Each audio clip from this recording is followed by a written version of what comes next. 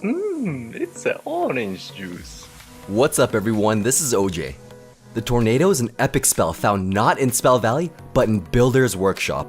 Once released, you can buy a stack of 10 for 400 gems. This brings it up to level 3 immediately. Increasing its level will only increase its damage. Like all cards in the game, the damage increases 10% per level. At tournament standard, it deals 58 damage per second for a total of 178 damage over 3 seconds. If you break it down, it administers 1 tick of damage every 0.5 seconds for 29 damage. So it takes 1.5 seconds to kill skeletons, which is 3 ticks. It does not damage buildings, so you don't need to worry about activating the King's Tower. It can pull both air and ground units, dealing damage similar to Zap. It won't kill anything stronger than stab goblins. Minions will still survive with a sliver of health, but it offers the benefit of pulling the units. Let's break down the mechanics of the Tornado. It's different from the Log. It can pull units that aren't walking. This can be when they're deployed or when they're busy attacking.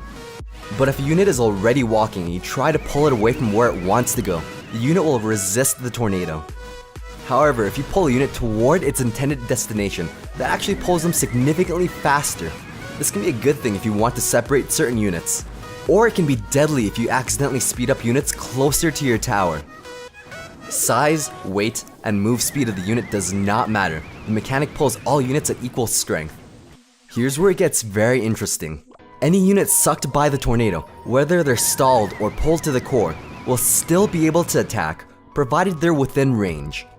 This holds true with melee units as well. Since it doesn't stun units, a Valkyrie can die very fast. Essentially, you'll never want to pull Minion Horde onto your arena tower. They'll arrive faster and start attacking as soon as they're within range. If your opponent attempts to kite your unit, you can cancel it out by pulling the unit back. While units are moving, the Tornado has a tough time pulling units backwards, but easily pulls them forward. There are a crazy amount of situations where both mechanics can come in handy.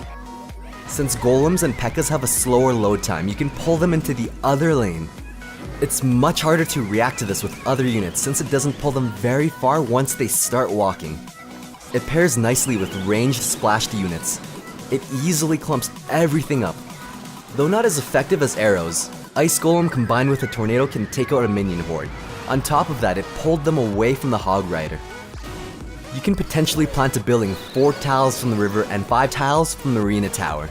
Then use a Tornado to force a lane switch on a giant or golem. Just like Zap, it kills Skeleton Army and leaves Minion Horde with a sliver of health. You can separate ground and air units quite effectively since air units have a different pathing.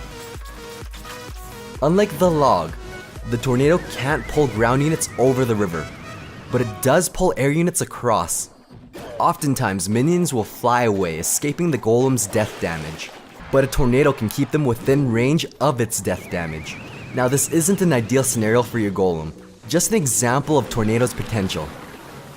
The giant skeleton's bomb takes 3 seconds to explode, so it's easy to dodge, but with the Tornado you can keep them within range. Sucking a musketeer away from your tower, it can deny her for a positive elixir trade. If the units are moving and you Tornado them, they'll resist the pull and they won't move within range of the second tower. There's less resistance when they're busy engaging in attack. You can use small units to pull them and possibly even lane change that unit.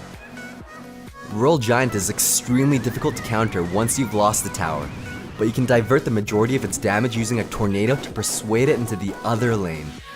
This spell seriously limits the placement of miners. All of these tiles can force the miner to activate the King's Tower. If a giant is already locked onto your tower, that means he's not walking, so you'll have more pull strength. This is especially helpful if you want to re-aggro him onto a different building. When an Inferno Dragon is already locked onto your tower and you don't have a stun, you can use a Tornado to pull him out of range of your tower. Pairing the Tornado with ranged units is very effective against melee units. Even a Mini P.E.K.K.A. is slightly ranged, and the damage of the Tornado allows the Mini P.E.K.K.A. to one-shot the Barbarians. With this exact placement and timing, it can shut down a Mini P.E.K.K.A. When your opponent pig pushes, it can completely cancel it out, then pull the hog onto your building and kill the small units. If your enemy has a death ball coming, the tornado can clump up the death ball, then finish with a fireball. Despite all these crazy potential plays, you also have to be careful not to pull the units toward your tower faster. The units will still be able to attack as long as they're within range. On the flip side, if you see them play a defensive tornado, you can use this to your advantage and send in a hog or giant to speed them up. Some of these tricks require precise placement and timing. It's easy to use but difficult to master. It may not see immediate potential like the log. Thanks for watching. Stay tuned for more quality OJ.